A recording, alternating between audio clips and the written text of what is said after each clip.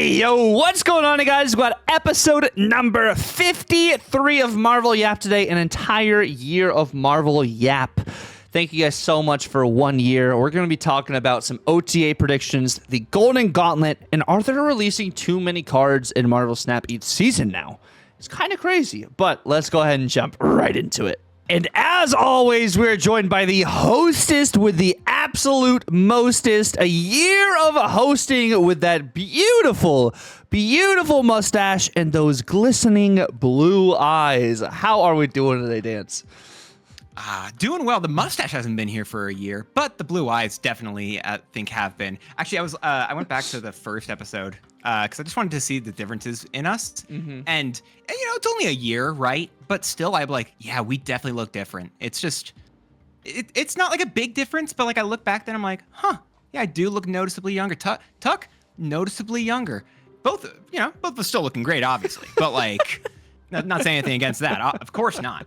But it's weird to see that time skip occur. You know what I mean? Yeah, it's crazy that it has already been a year. We're on episode number 53 of the app. We've had a variety of different topics, a lot of reoccurring different topics, a lot of good tier lists, a lot of bad tier lists, but nonetheless, lots of great times, great memories, and really solid yaps. No, it's been an absolute blast. It's been a great time the whole time. I've loved being able to yap with you for a year running, and I'm excited for at least one more year going forward. It's been a good one, and it will continue to be a great one with you hosting this just absolute fun time. I've been enjoying. I hope y'all have been as well, because we also got some, speaking of all these really fun topics we've had in the past and topics that we have, maybe talked about in a few times as well. What we got for today? So today we're going to be talking about the Golden Gauntlet 3, the meta in the Gauntlet, as well as my experience, because I did participate in the Gauntlet as well. And then we're going to be talking about, are there too many cards releasing in Snap now monthly?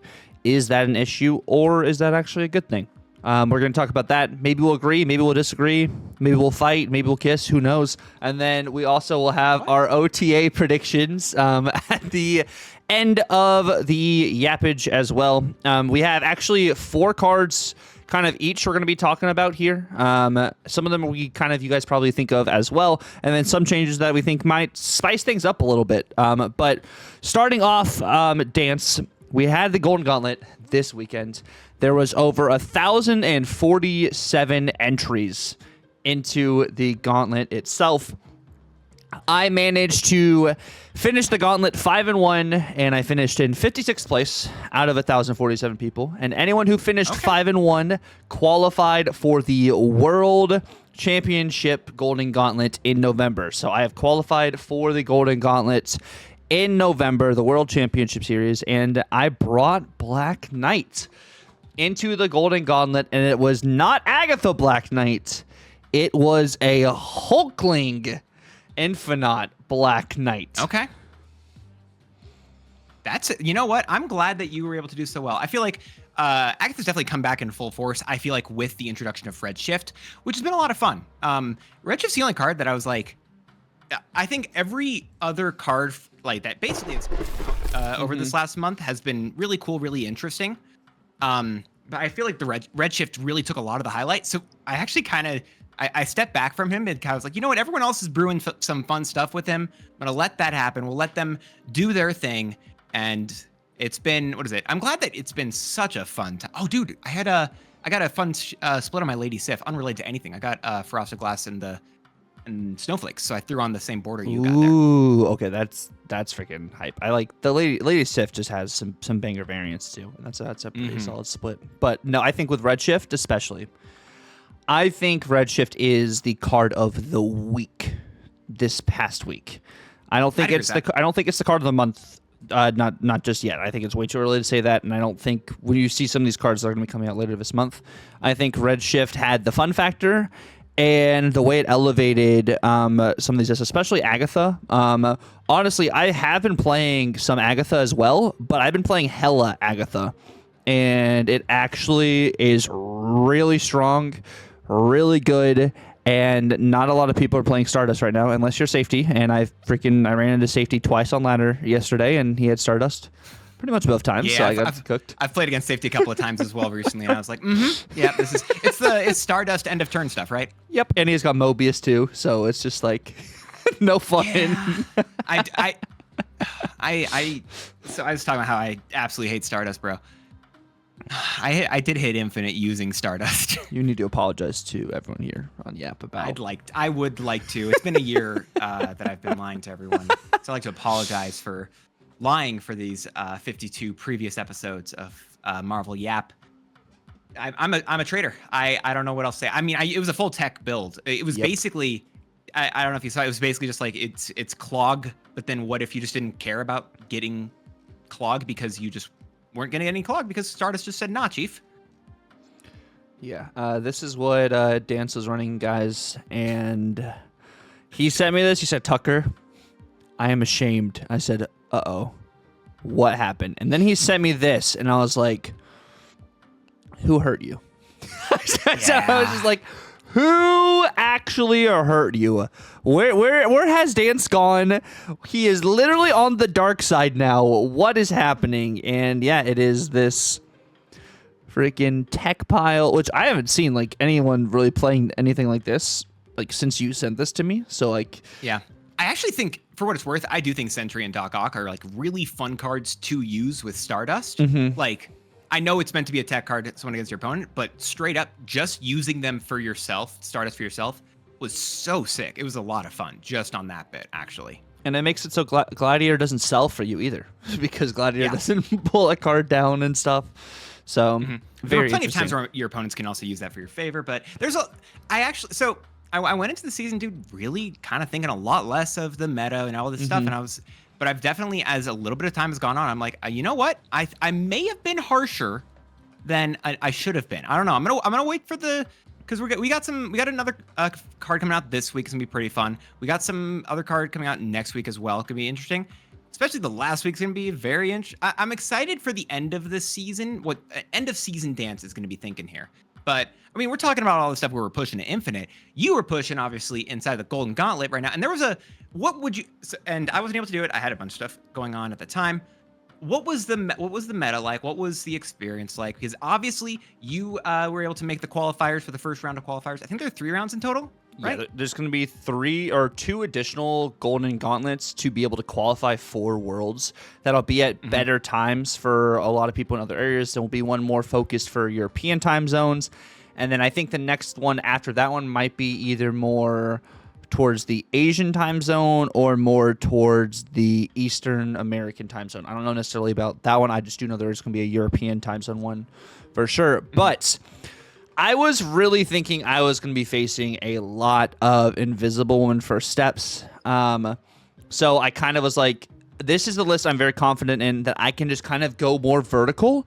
And there will be a lot of situations where I can snap my power plays earlier on to kind of offset what they're trying to do, kind of was like my thought process. And knowing when they have their combos, I'm going to retreat. And honestly, I only faced the Invisible Woman deck one time. But I faced the Moon Girl Victoria hand version of the Invisible Woman deck, which was what I thought was the best version of the deck going into the tournament. And I said that, and then I legitimately said that, and then 5 minutes later I matched up my opponent and they were playing the exact deck I was talking about. And in that series I went down, I think 6-4, or I went down like 7-4 or something. Like I was down in the series because like they had the nuts and I didn't. But Valentina came through and clutched for me, because Valentina generated an Alioth.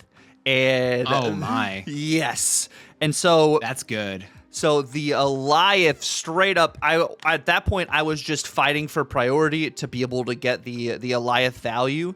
And it really boiled down to a really interesting game. Like I'm down and I have to win this game to stay alive. And if I win this game, I take over cubes. And so the middle location is, I believe, it's the location that if you're winning this location, summons a destroyer.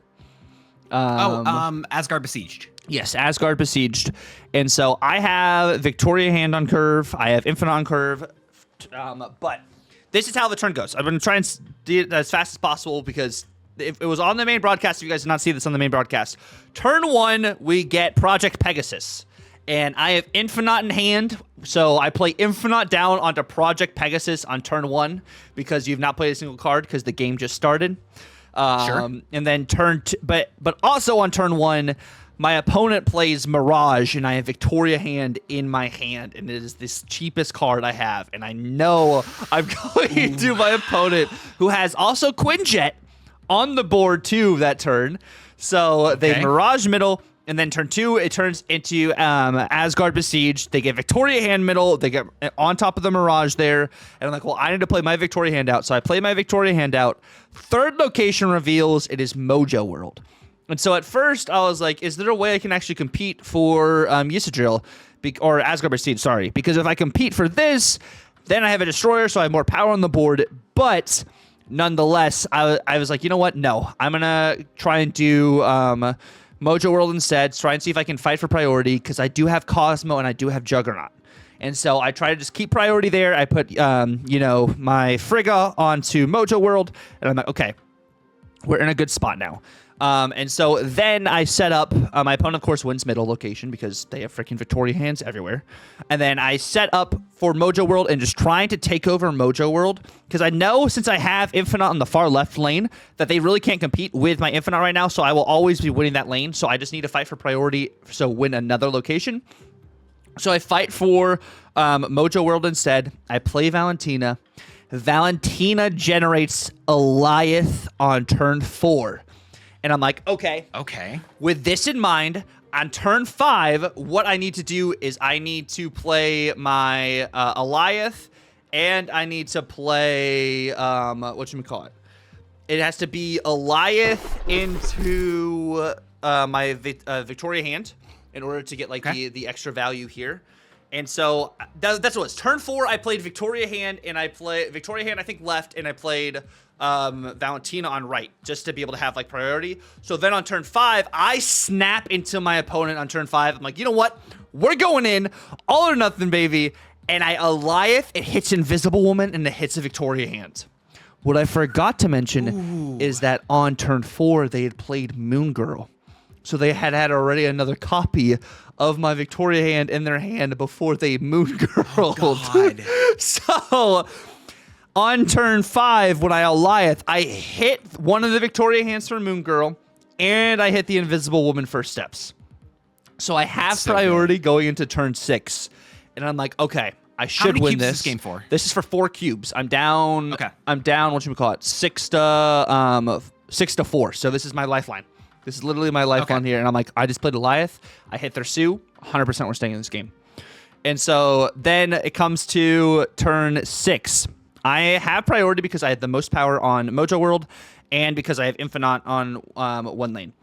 So and Mojo World, this deck runs Jug, doesn't it? So my deck runs Jug, so I knew I needed priority so I could be able to do Jug. They play 3 cards. I'm like, okay. 1 goes into Mojo World, and then 2 are on the far left lane with Infinite. I'm like, okay, we got this. I'm just going to win Mojo World. So what I do is I set up Cosmo on the far left lane, and then I Jug the far right lane. And I move the card they played from Mojo World all the way to the far left lane onto the Infinite lane. In the Infinite lane, 3 Victoria Hands appear. And they are all Moon Girl versions of my Victoria Hand. So their turn 6 play, 3 Victoria Hands in the left lane, equivalent or equals 29 power on the far left lane with Victoria Hand that got Miraged and that got Moon Girled. Because they had done the duplicate with Frigga on my Victoria Hand, and then they had Moon Girled that Victoria Hand again, and I believe they had their own Victoria Hand. So they had two of their own and then my own, and then so if I don't Eliath on turn 5, I lose that game because the Victoria Hand that I Eliath didn't have, her ongoing ability. So I lose that tiebreaker on the left because they get all, like, 2 of those Victoria hands get an additional +2 power.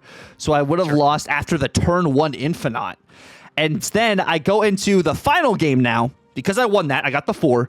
We go into the final game, and we get a, what is it, Sinister London? Is that the one where you can get the duplicative cards? To other locations or same location? Yeah, to the other location. I think that's Sinister London. Yes, that's Sinister London, yes. Okay, so we go into Sinister London, which I kind of misplayed a little bit. But it boiled down to them having 4 or 5 Invisible Womans on the board.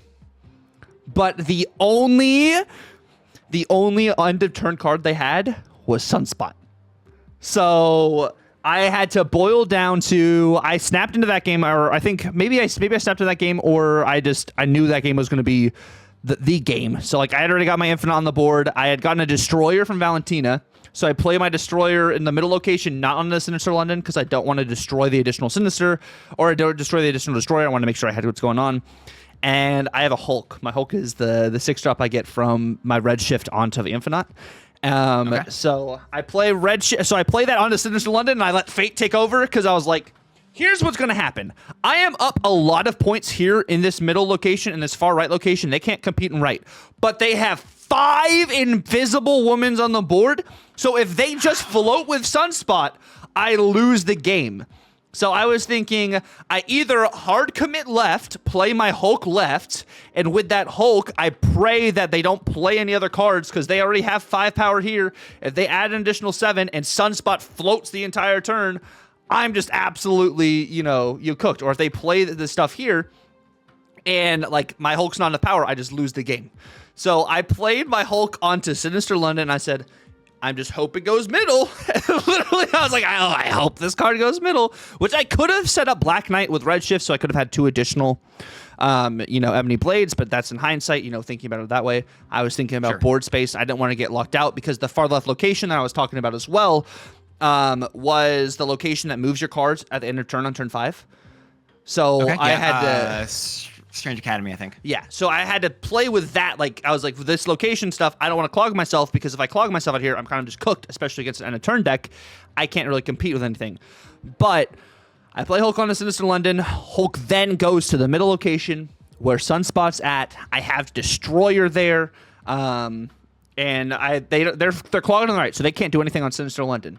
And then their final turn is Victoria hand. And then they have their own Sue, but they can't copy the Sue again and activate it because Prodigy doesn't work as to activate, that same turn. But they activate, like, all 5 Invisible Womans, and I'm sitting there and like, how much power do they float with Sunspot? Is this going to be okay? And fortunately enough, I believe they only floated 2 power with Sunspot. So Sunspot went up, boom, boom, boom, and I'm clenching the entire time. I was like, what's about to happen? What's about to happen? What's about to happen? What's about to happen?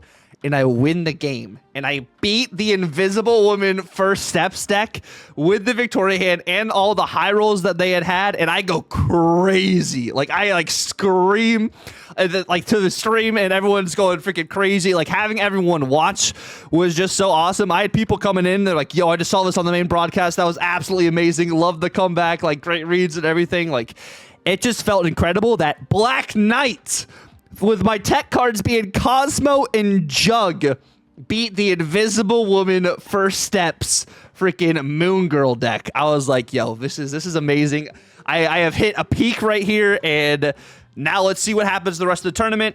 I lost the following round to a Sarah Tech deck, which was running Shadow King and Shang-Chi, which, counters this. So, that's what happens there. But then I won the following 2 because the following 2 decks was a Ronin Supergiant deck. And this plays really good into Supergiant. So I was not worried about Supergiant at all whatsoever. And then the final deck was a Supergiant Shang-Chi Enchantress Agatha deck. And I was like, yeah, I'm going to cook. And what happened is Hulkling and Valentina are the 2 MVPs of this entire deck. Valentina generated an Alioth twice. Oh my gosh. Hulkling in my first game was Helicarrier. And I had Onslaught Citadel with Victoria hand. So I discard Hulkling on turn 5 with Lady Sif, and I have Victoria Hand on the far left on Onslaught Citadel, and I win with a 2/7 Cobra and a 4/13 Misery. So what you're saying is Cobra's busted. Yes, I'm saying Cobra is in the busted. end, you qualified for Golden Gauntlet number 3, right? This is the qualifiers, first round qualifiers for Golden Gauntlet number 3 because Cobra's a busted card. Yes, because of Cobra being a busted card and Hulkling on another location or the other game against the Ronin Supergiant deck, Hulkling was Dr. Doom. And I summoned Hulkling back, and we had is it the White House, where cards that have no abilities get plus D? Yeah. So DC. Yeah, DC. So I had Hulkling for that map, and that went crazy. And then into the Agatha matchup, the final game, my Hulkling was Hella.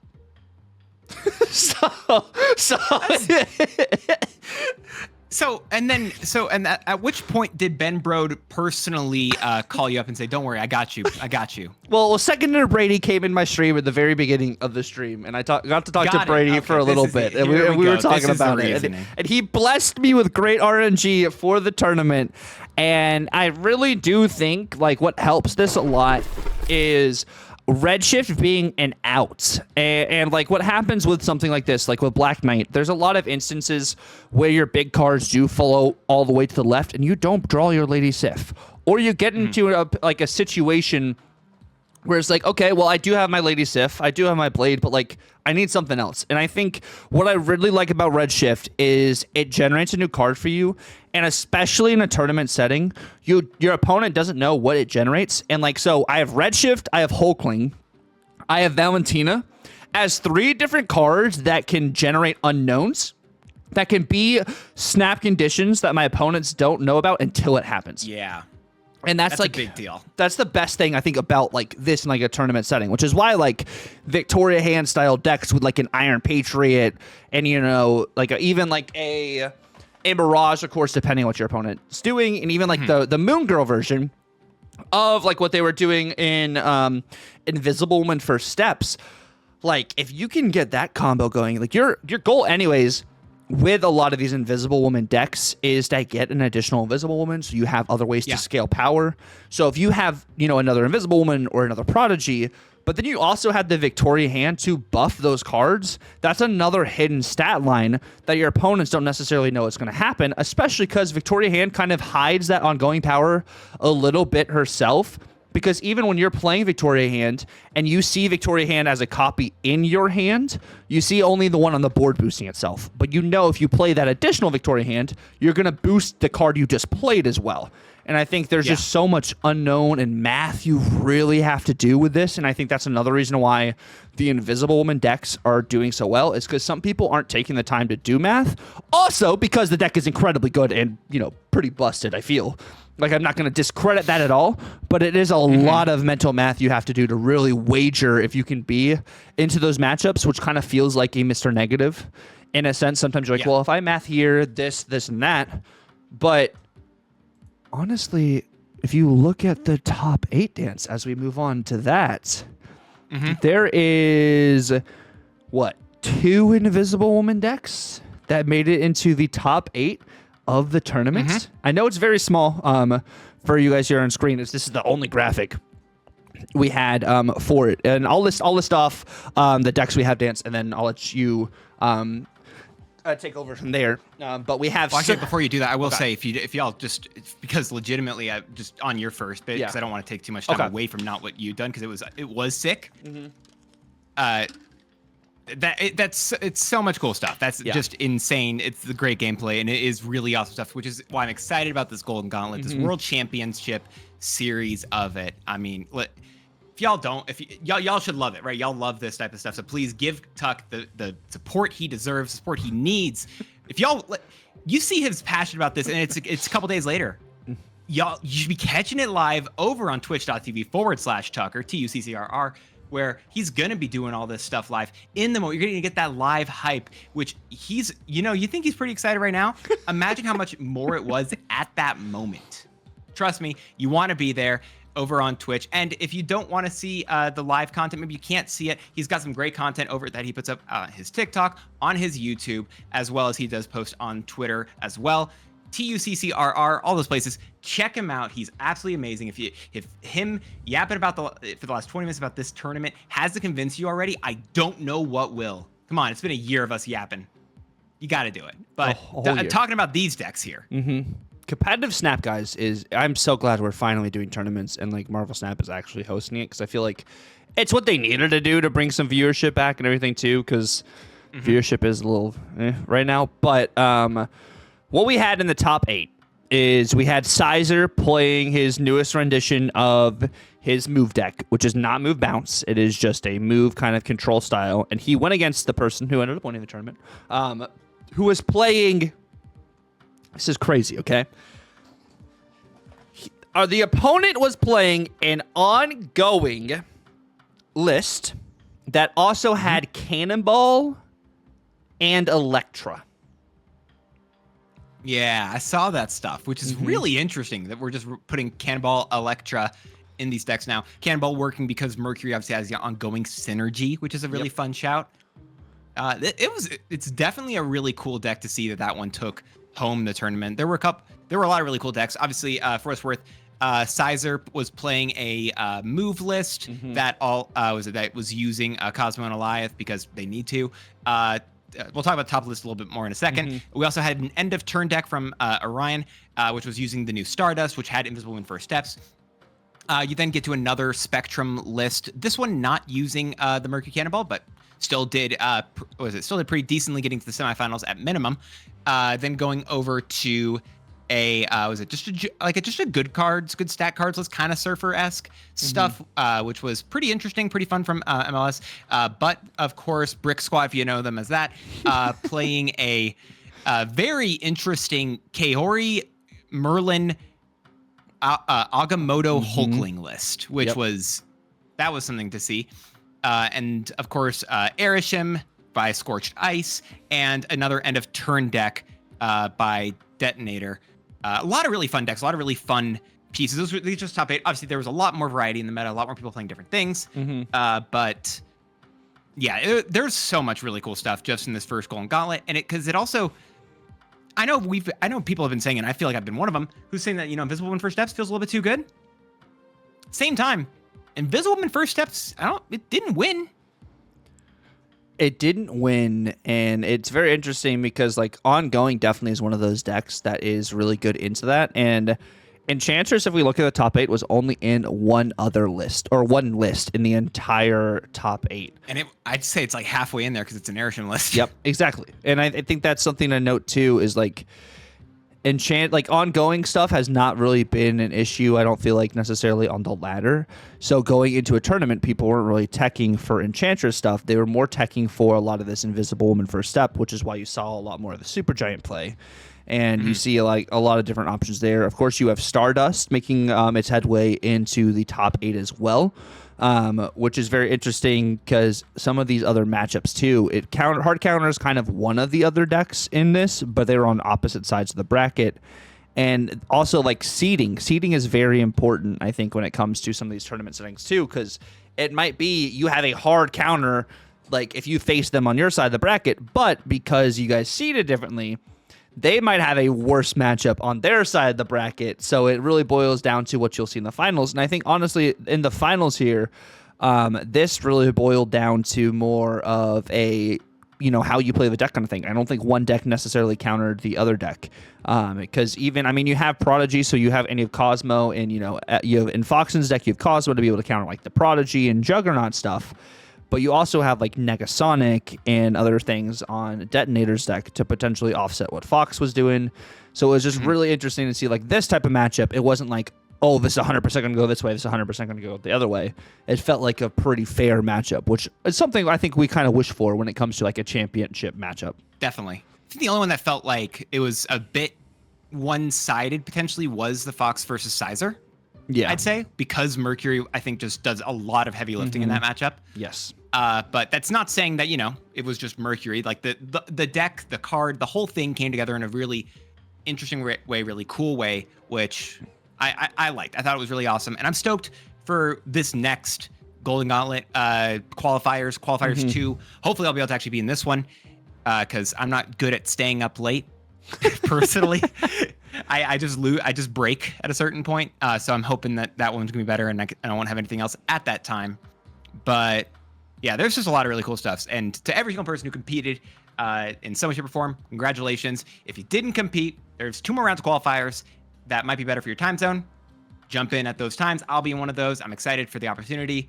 There's a lot of potentially fun stuff happening for this Golden Gauntlet, which makes me really stoked about this November, the November full tournament, which we don't even know what the prize is still technically, right? No, we have no idea what the prizes are. And then like going off what you're saying too, like piggybacking, I went to bed at like 2 a.m. CST. So like at 3 a.m. EST is when they started top 16 for this tournament because of how late it started. Because they started it more on the Pacific time zone. Not the Atlantic. Not the Atlantic. So they started on a West Coast time zone, and I don't think it ended until probably about like closer to either like 5 to like 7 a.m. EST. So it was a long night for those competitors, which, yeah, like Dan said, huge shout out for you guys who stayed up, also past that time to watch and also like participate in like the top 16. But this brings me to the question, Dance, which I'm very excited for, like, you know, tournaments and stuff in the future. But talking about tournaments, talking about decks, talking about like what people are playing and stuff, is there a world right now where there are too many new cards at one time, and is that going to be impacting the meta, or is it going to be impacting the way people get cards? Like, our seasons going to become too expensive that people are going to have too many cards in more of these snap packs that they're not going to be able to play what they necessarily want to play because there is just a surplus of cards releasing each and every season? That's an interesting question, and for what it's worth, actually, it's one thing I looked up as a fun fact. Since we started yapping, if I've done my math right, 85 cards have been added to the game. 85? 85, if I'm not mistaken. I've got I think I wrote it down correctly. We'll see, but I think I have like a full list of every single card. I hopefully so. I don't know. Maybe I've done it wrong here, but I think that's the question a lot of people are going to ask. And also, we were even talking about this earlier before we started yapping that like we've got 2 card releases this week. Forgot that there was a second one for Series 4. Yep. And it is interesting. I understand that people do think that way, that I think it's a conversational piece where people are like, okay, it feels like too many cards, but I believe it's more of a feelings-based thing than just a actual statistical mathematical truth, if that makes sense. Due to the fact that because you can target cards more easily, you can aim for cards in a way that's more accurate and just straight up direct conversion ratios with the new pack system and what have you. I believe it's easier to get cards nowadays, even though we do receive more cards, which is the thing I said when we first talked about the system from forever ago.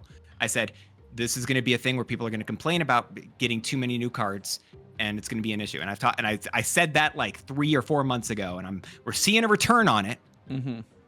I really believe that the amount of cards are probably still fine, and I believe we're still getting more value out of the cards because even though we are getting more cards, the cards are releasing for the most part. I'm not looking over at, Kid Omega, but for the most part, a lot of these cards are releasing in more free-to-play ways with these events. And yes, it is a time to grind thing where it's like they want you to spend the time in the game mode to do it.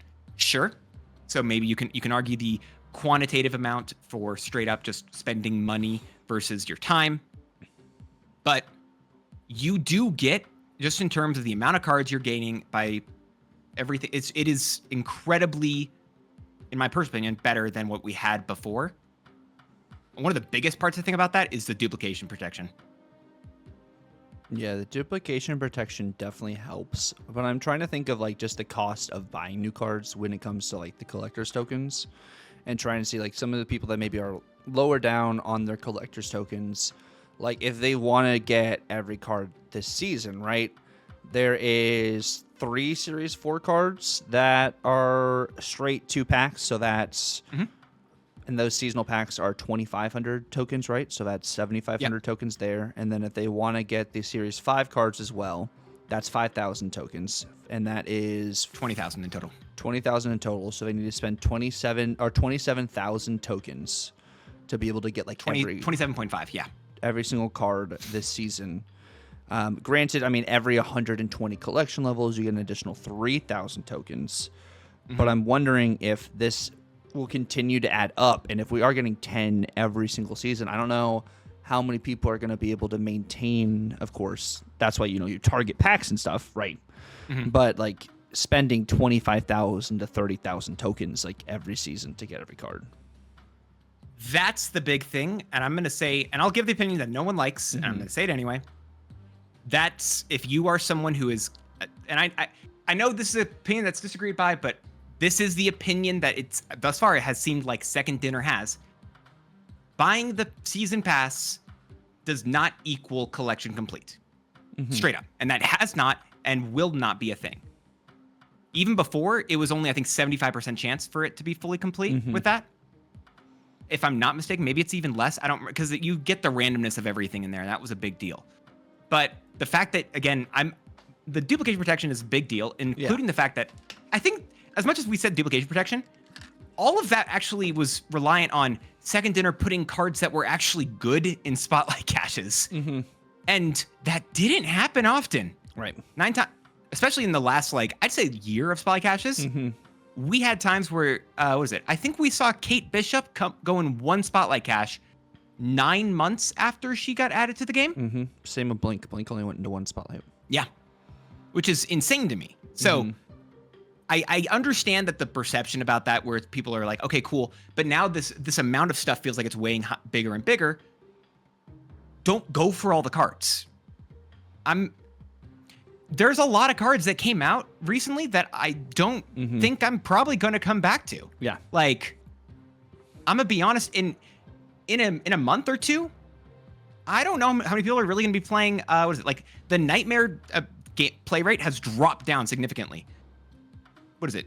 And going further back, Strange Supreme, even if it was a meta card first, continues to drop. A lot of these cards that are, if you just look back a little bit, they do continue to drop and are only playable in very niche situations. Yes, they may be cool. They may be really exciting with their new ability, but they typically aren't played in very many places.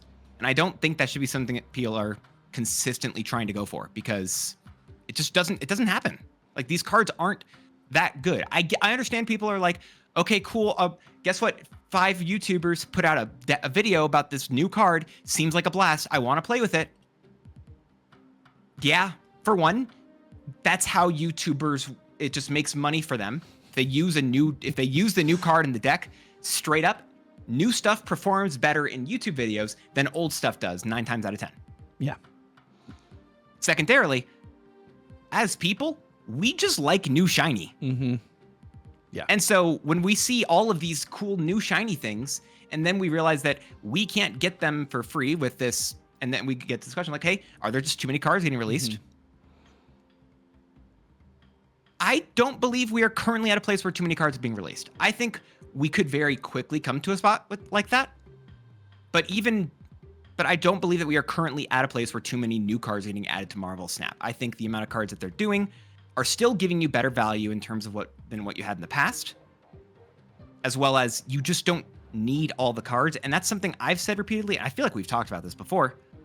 And I don't think that's ever going to be something that the player base is going to fully agree upon because of just FOMO and just seeing the new thing out there, which is maybe the definition of still FOMO. But as a casual player, if you're very casual, it feels like there's too many cards. If you're a casual player, I think that's so fair. I think as a casual player, and maybe as a newer player, I think I'd agree that there's too many cards as just stopping, and that's just because there's not a way to really catch up. And I think that's the main issue, and why newer players kind of quit more is because there's not a really great catch-up mechanic for the newer players. I'm just generalizing. I don't have like a Oh, okay. statistic for that. But like if I were a newer player and I saw, you know, how many cards, you said there's 85 cards that have been released, you know, in this past year. Yeah, And since we started, and it is including the 2 cards that come out today as well. But yeah, and like that's also not including all of Series 1, all of Series 2, all of Series 3. Like that definitely probably seems like a steep hill to climb.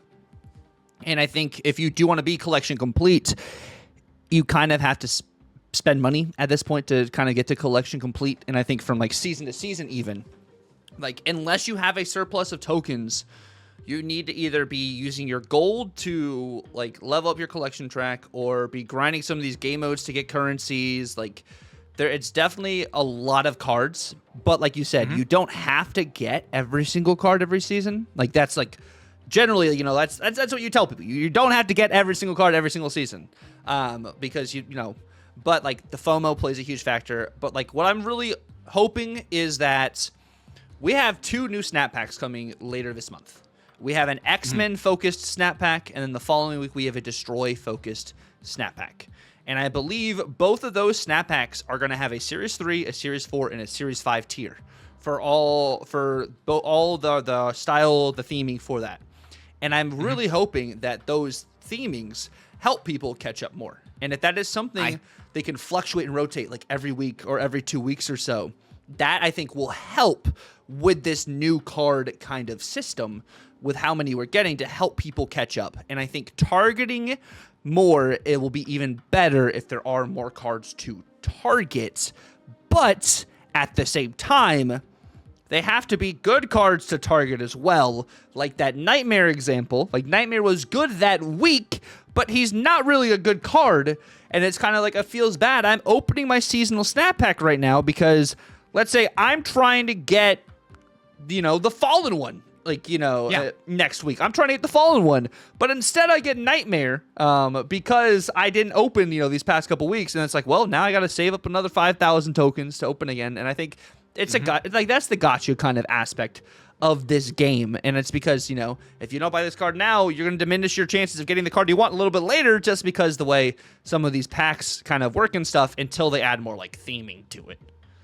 I will say, I don't want people to miss on those, but at the same time, we talked about this, I think a couple months ago where we were like, if we look at a snap pack and we see the options, are you okay with every single option in this snap pack? Yeah. And if you're not, then you need to be a lot more careful about these packs because it's just what happens. And if you're not okay with every single option there, 1,000 more tokens is all you need to just guarantee the card. And I know you have to wait for the rotation, and that's annoying. And there apparently were some bugs with like redshift or whatever. I don't know this stuff enough. But at that point, if there's a specific card that you really want there, for one, the card each week is just a thing for the week in that dedicated slot. In addition, you've got that rotational slot that you can pin a card in, which maybe more pins would be nice, not going to lie, but I won't be surprised if they didn't do that.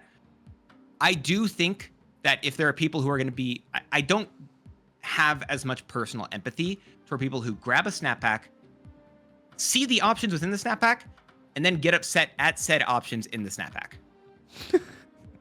Like, it's not even a thing where it's like, it's just like, yes, these are your options. You can get one of these cards. Do you want to get it? Yes? Okay.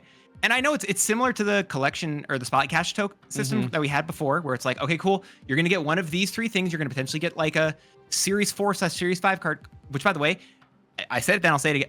It bugged me so heavily that the Series 4 cards were actually weighted 66% in that pack. For no way.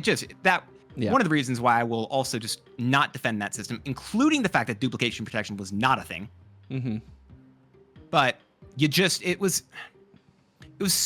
I think that this new system legitimately is better. From what I've seen with the math that I've done, that I've seen other people do, I understand that if it might still feel bad because again, you could still just straight up look at, hey, there are less I had less cards that I wanted before Spotlights, and now I have more afterwards. If you're gonna go from that like, you might be correct, but that doesn't change the fact that they are still more accessible now. Again, just based off the way that it works. Like, I'm not even trying to be rude to anyone here with this bit. It's just the way that the snap pack system now works. It is easier for you to get new cards than it was in the past. Yeah, no, it definitely is easier to get cards now than it was in the past. The pool But again, is just there are bigger more in the cards. packs. Yeah. That's that which is then you get into that bit, which it's a trade-off, right? We got a better system, which technically gives you more value, but we got more cards that come out with it, which is when we first talked about this, I said this is going to be an issue people are going to talk about here, because there will be some sort of complaints about that. And I get it. I legitimately do get it. But as I have yet to see some numbers, some facts that disprove it. I'd love to see them. Legitimately, I would love to be proven wrong. I love this. I love being proven wrong so much. But I haven't seen anything that proves those facts, those statistics wrong. Maybe I won't call them facts. I'll call them statistics. Personally, I don't know. If I'm wrong, please let me know in the comments down below. I legitimately I'd love to hear reasonings why this might be incorrect way to think, but that's where I'm at with this bit. No, and I think that is fair. But we have 2 new cards releasing today. We have 2 pretty interesting, I would say, cards. Yeah, definitely remembered it was 2. Yeah, I didn't realize it was 2. Dance actually told me like before we started recording that we do have. Starting off, we have Frankie Ray, which is the brand new Series 5 card releasing today. That is a 2-cost, 3-powered card. After the next time you play a 6-cost card, double this card's power. And the way it reads... I was going to say one thing. Yeah? Sorry, wait. On the previous point, I was going to say, I think the amount of Series 5 cards has actually stayed roughly the same in terms of like per month. It's more Series 4 cards, which are cards that are typically that can be accessed in events, or they're just 2 additional cards about per month inside of the snapbacks. That was my other thing, but sorry. Frankie Ray is really cool. Sorry. Yeah, Frankie Ray is really cool. We are reading this as it only happens one time. That's kind of like the way I'm seeing it. It doesn't say once per game, but it doesn't say each time you play a 6-cost card, which is why we're figuring it only happens once. If we're wrong, I would love to be wrong about this. If we're wrong, she's busted. I will just straight up, in my opinion. But if we're not. But if we're not wrong, she's still pretty good. She's probably one of the worser cards this season, but she's not a bad card. No, not in the slightest. I think she's I don't even know if she's worse, or she just seems like less exciting, I think. Like less crazy. I will say, I hope that if this is like after the next time this is instead of once per game, I do hope this is a change in wording, because I'm wondering if it is I wonder if this is a shorter way to say that thing, especially as we've seen that they had to do so much text reducing for Galactus First Steps. Yeah. I wonder if this is potentially something where they're like, we got to figure out a way that we can shrink this text even more. And after the next, probably easier than next time you do or whatever, like just saying it once or whatever, the once per game bit. We'll see if that's something that changes. Because remember, I think there was something with Frigga we had talked about at one point where she had said like, if possible or whatever. Yeah, I think she had that weird if possible. And like, a lot of these other, though, like after like the next time, like something like an Aranya, something like Aranya's activate, so it's different, but like I think like with Black Knight is like the next time you discard a card, generate the blade, does say once per game. Yeah, so it's interesting there, but I do think she'll be a lot of fun. I don't know if she's going to be, insanely good or whatever. First, by the way, he just says, Black Knight just says after you discard a card, not after the next time you do. Which technically is, I think, only like 5 characters shorter than the other stuff. But that might be enough for them to be like, yes, we're doing this. Yeah, I wonder if that's something they could do just, going forward. But we have Frankie Ray Nova, and then we do have Firelord, which is the Series 4 card releasing today, which is a 4-cost, 6-power card. On reveal, revive one of your discarded or destroyed 3-cost cards here. I still am not stoked on him, honestly. I don't know. I feel like when I talked about these two, I said it was Airwalkers when I was more interested in over Firelord personally. Yeah, I'm interested to see when they're both together how that plays, and I think we have to wait another 2 weeks or another week till High Voltage starts to be able to get. I'm trying to pull it up. Yeah, because I think High Voltage starts not this 21st. Week, but next week, and then he's in Snap Packs, I think, the week after or something. We assume or something. So they did say if you miss out on Airwalker and High Voltage, you'll be able to find him in seasonal series 4-packs next season. Which, okay, for what it's worth, if this is one thing I'm like, I really hope this would be a standard in future things, as we had talked about with like Kid Omega and Cobra at the time. Cobra not really, but still. We just said like, yes, you had to pay all this big premium for a card, but the month, my biggest thing was the month of no way to get the card just sucked. Mm-hmm. Yeah, no, waiting a month, especially it was a month for a Series 5 card and a Series 4, but it was mainly the Series 5 card for Kid Omega, which was like one of the major feels bad there. But I'm interested to see what happens with this card. I think this is a card that will get better over time. But I think it's something you use with, like I said, like you use with the Airwalker. I mean, they're supposed to go together because, you know, they're like best friends, like from the comics and stuff. So it makes sense that they go together and synergize. But we'll be interested to see how this works, maybe in like a Fire hairstyle list with like Sage and with like Cassandra Nova kind of thing. That's probably what Jet will be testing. But that's what we got for Fire Lord. We do actually have 2 decks, though, for Frankie Ray. We don't have any decks for Fire Lord. Sorry, you guys. But the first deck we do have for good old Frankie Ray is going to be from Dance over here, which we have Merge Ahead.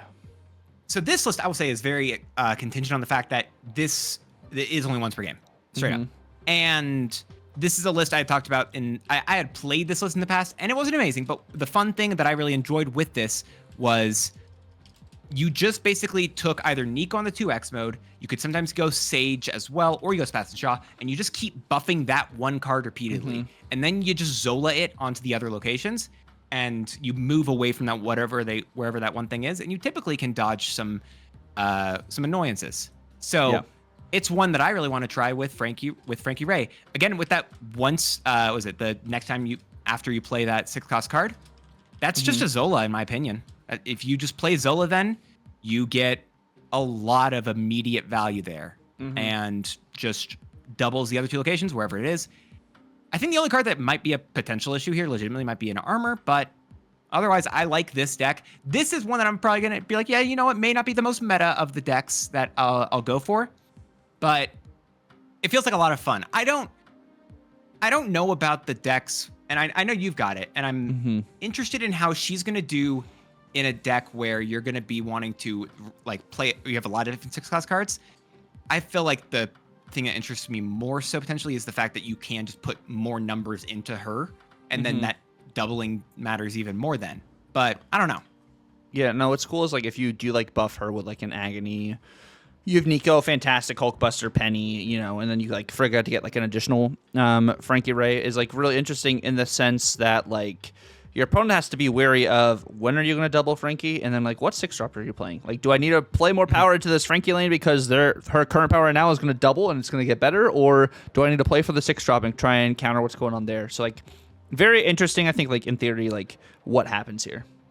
That's why I also like Spider as well that Penny can give you. Yeah. Because if you can put it onto whatever the card is that you're trying to get extra power on, depending on where you have locations, they don't know where it's ending up, which is a big deal. Yeah, no, and that's really interesting, especially like setting up for like Zola and things too. Like there's some interesting options. I made a newer rendition of a Nova Slam list. So originally this was like Surtur Slam, but like instead of Gwenpool, you had Surtur. But I have Frankie Ray in here. I actually was using this yesterday or on Sunday with the hot location, and Mobius just didn't exist. So I was slamming down a bunch of freaking She-Hulks everywhere, and it actually went really, really well. Nice. So I was like, you know what if we try it again, but like this with like Frankie instead? Now, if Frankie works twice, this list's value goes through the moon. I think you'd throw Sasquatch probably in here as well at that point. Well, the thing is, like, this is a turn 6 slam deck, so that's fair. Maybe not Sasquatch. I don't know. There's a world maybe you have Sasquatch in here if you don't like have the She-Hulk line potentially, because you could also set up Moon Girl and play like 5 cards potentially on turn 5, like with Moon Girl, or even playing like 2 cards turn 5 with Moon Girl. Like it just like you have different lines, I think, to mess around there. So maybe Sasquatch could be a nice out. Mr. Fantastic, I'm actually does help this list, but I'm not entirely sold on. It could be another 1-drop. It could be like you add Agony to this list too, so you have different cards to be able to like buff around and stuff to get some additional Frankie value, because trying to use Mr. Fantastic kind of for Frankie value there. But it's pretty much just Monkey Slam. Straight up Monkey Slam with She-Hulk, and we're not seeing a lot of Mobius right now. You are seeing some like Cosmo, some Juggernaut, and Negasonic, but you have some of these like maybe like cheaper cards you throw down onto that Negasonic to be able to get value elsewhere, and you're playing a bunch of 1-drops and stuff. It's gonna be fun. I'm excited for this stuff. This is the one that I really hope does. If my list probably won't do well, this is the one I really want to see do some fun. So I'm excited for this list in particular. I hope it goes well. It's gonna be a fun one. Yeah, but I like it. You know what? I also want to talk about dance, which I think could be fun. It is your guys' favorite part of the Yap as we talk about our OTA predictions, changes that we want to see happen. And one of the first changes that Dance and I were talking about would be Black Cat goes from a 1/5 to 1/4. This feels like one of the they talked about this. They said straight up where it was like, hey, we weren't certain if this was going to be too good. We're just going to put it out there, and if it is, they'll deal with it. That's basically what they said. And I'm glad they swung. They did swing a little hard. I think as a 1/4, she might still even be too good, but I'm excited for her, I think, there. They did say literally, this is a pretty aggressive buff. Yep. Yeah, no, I think 1/4 is reasonable, and like her win rate right now, I mean, she's a 1/5 that you just play out on turn 1. I mean, if you draw her later, maybe she does get discarded, but like more often than not, you're not discarding her. And I think that's really like where she's getting a lot of value now, instead of when she was a 2 cost, when she was a 3 cost, when she was a 4 cost. Like she has pretty much been almost every cost in the game. What if they just said they wanted her played, and it just hasn't worked up until now? They finally found a stat line that's going to work. The question is 1/4 going to be? I'm really interested in what 1/4 is going to do. Yeah, I'm interested because like when Bob went from a 1/5 to 1/4, his play rate dropped a little bit, but like he's still really solid. Yeah. So I'm interested to see what happens there. But the next change we have, Dance, we're gonna just go off some of these the heavy hitters to start. The next change, Invisible Woman First Steps. What would you like to do with Invisible Woman First Steps? I mean, I said this a week ago, and I'm gonna stand by this, where I want it to say your end of turn triggers happen 1 additional time. Wording differently than Wong, so that you can't get the double to double or whatever. It's just a +1, and that's it every time. I know the Prodigy stuff has really fallen off a little bit, and maybe it's fine at this point, but I do think I still think it isn't intuitive, in my personal opinion. And I also think, with that in mind, I also think she should go down in power. I think a 3/4 is fine. There is an argument for a 3/3 because Lady Deathstrike value could be a thing, but I think you could take both those hits to her, and she's still completely fine.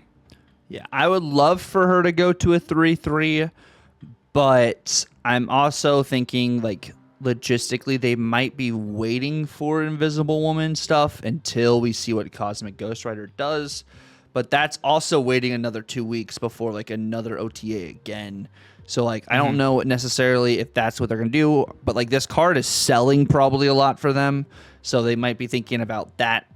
But I personally love her at 3/3 because that also helps with Red Guardian being able to target her better if she's a cheaper card. But there's a real chance, I think, as well, that she is that she might need to be how do I say this correctly? That they might hit the other cards around her again, like they did with Sunspot. Yeah. And I think we talked about this a little bit before, where it was like, what if Havoc like went down in terms of like how much power he got? I don't think that should occur, but I could see the argument where that would still happen anyway.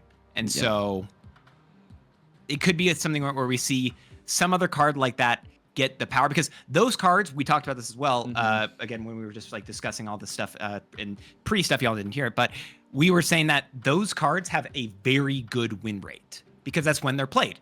And they're typically played after Invisible Woman First Steps is on the board, which means then they're going to get the additional triggers and the additional value. It's really good. And apparently my voice is dying for some reason. Yeah, we've been yapping for a hot minute passionately. But yeah, so we have Invisible Wind getting changed, which would be ideal. We'll see if it happens. I have a hunch that it won't be this OTA. But they like hit I Prodigy almost instead. did just go to our ones from like a month ago and just talk about those instead. Just do the same ones we had. Because that's what we do. We get it like a month or two in advance. Yep, it's true.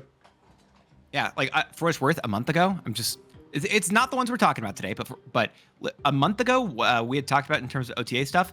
We talked about Baron Mordo, at least I did, Shocker and Cobra. I don't remember. I don't have my notes on what you had talked about, but stuff like that, where it's like, you know what?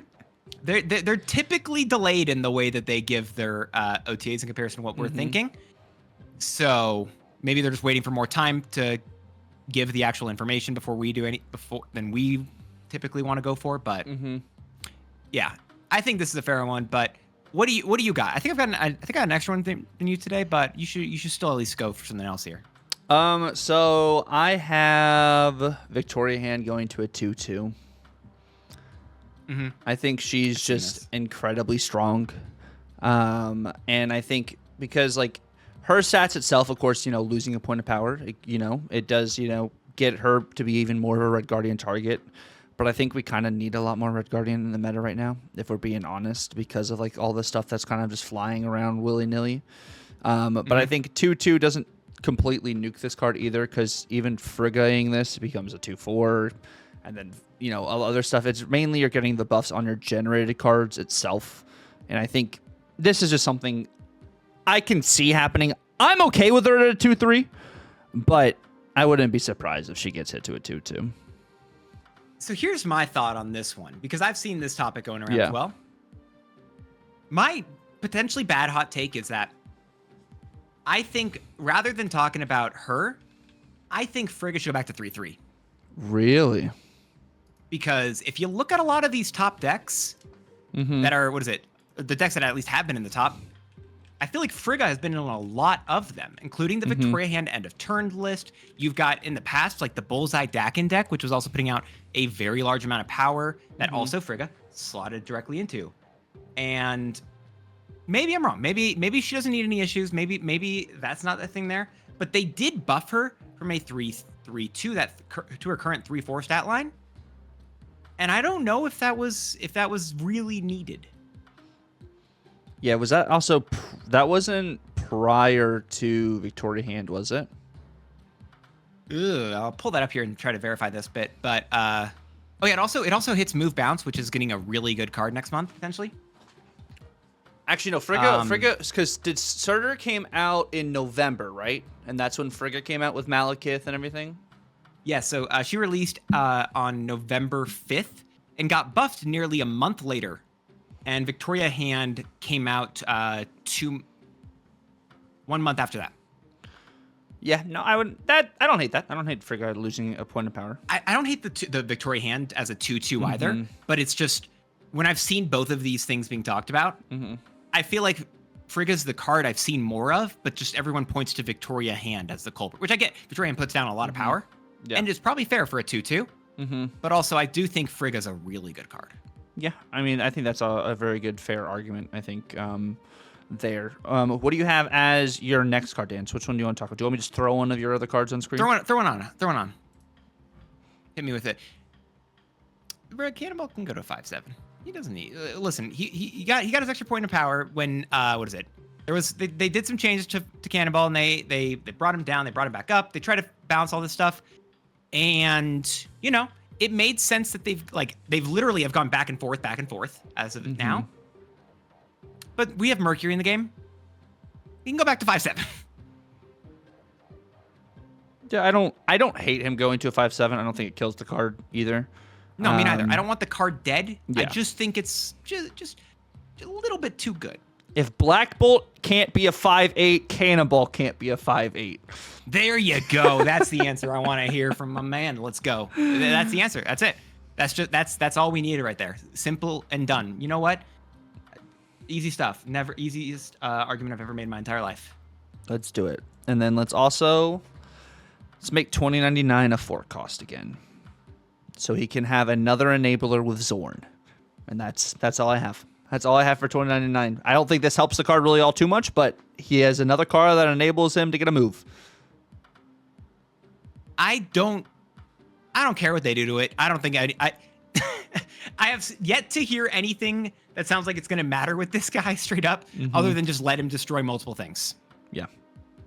So.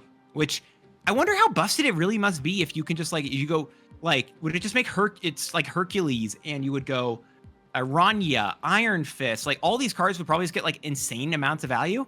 Is that a bad thing?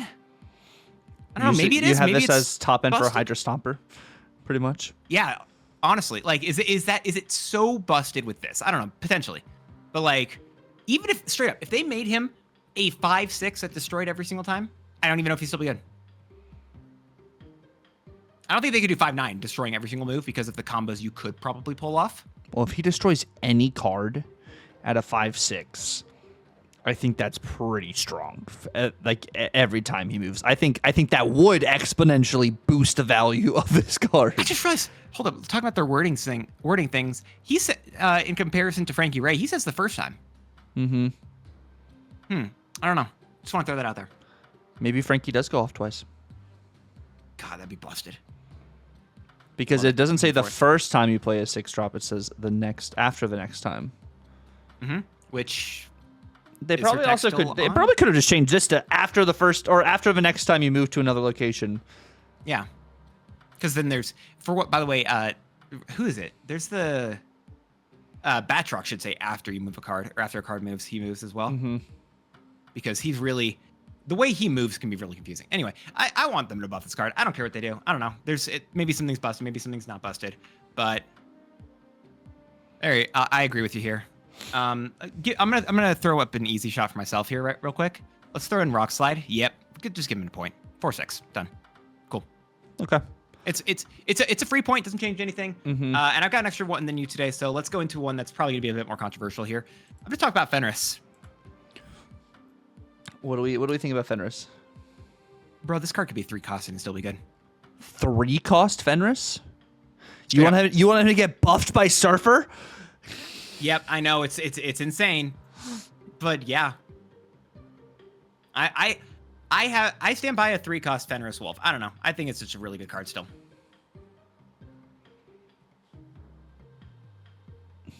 I just don't know if it needs to be turned into a 3 cost.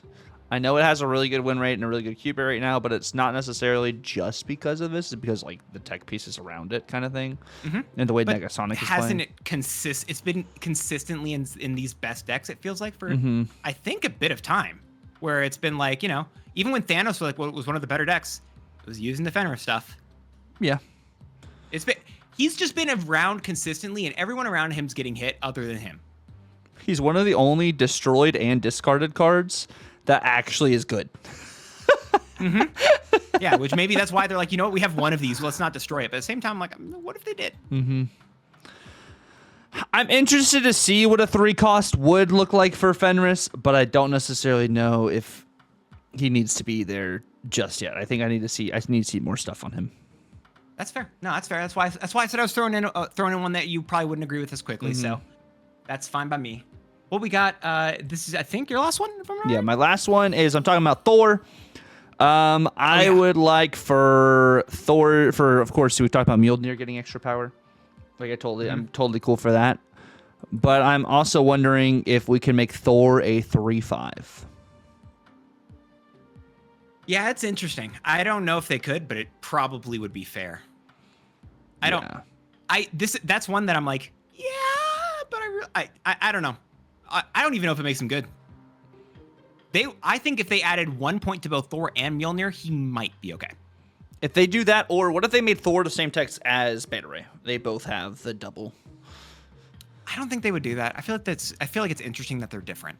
It is interesting that they're different, yes, but this card needs love. If they made it a double, it'd be cool.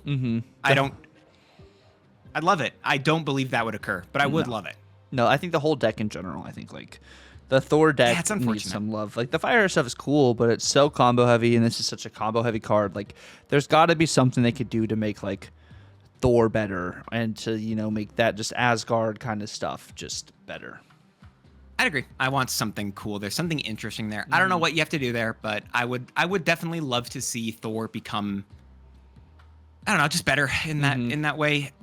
Straight up, this was, you know, I forgot about this. This was talked about, I think, like forever ago when people were like, okay, wait, why doesn't Captain Carter get bonuses from Sam Wilson's shield? What if Mjolnir buffed Jane Foster? That would be interesting. Just straight up, you get +6 to Thor, just Thor's, and you just say it includes Jane now.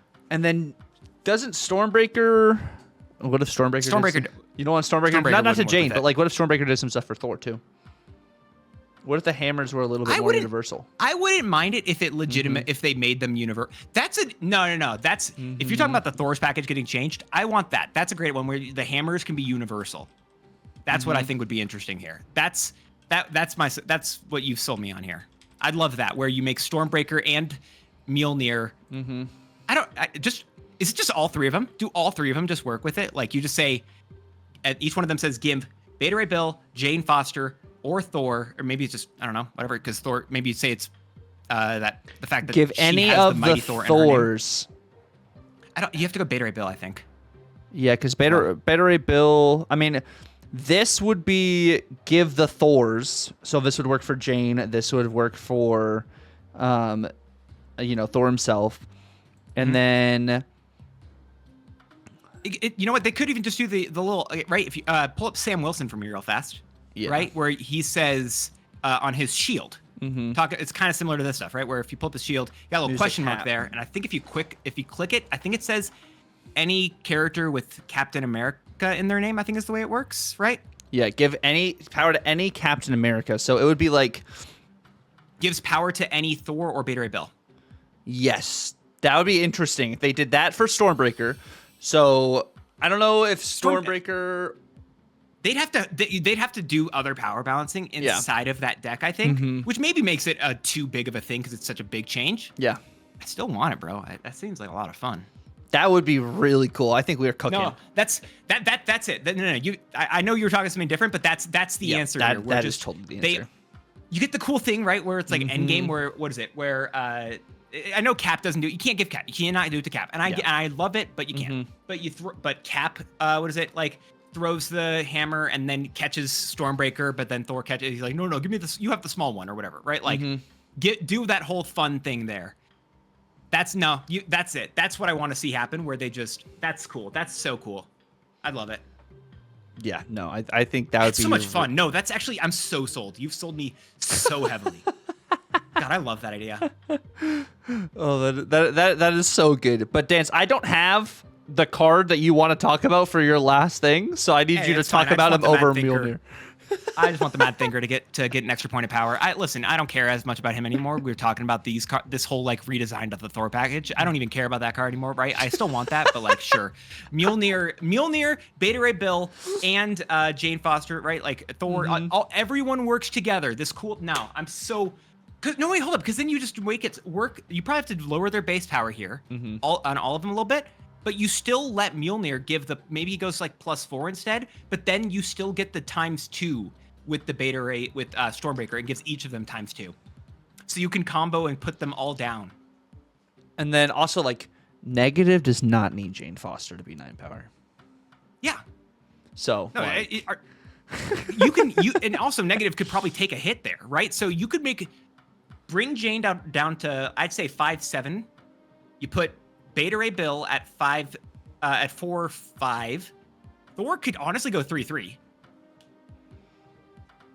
And then you have, and then Mjolnir +4, Stormbreaker ×2.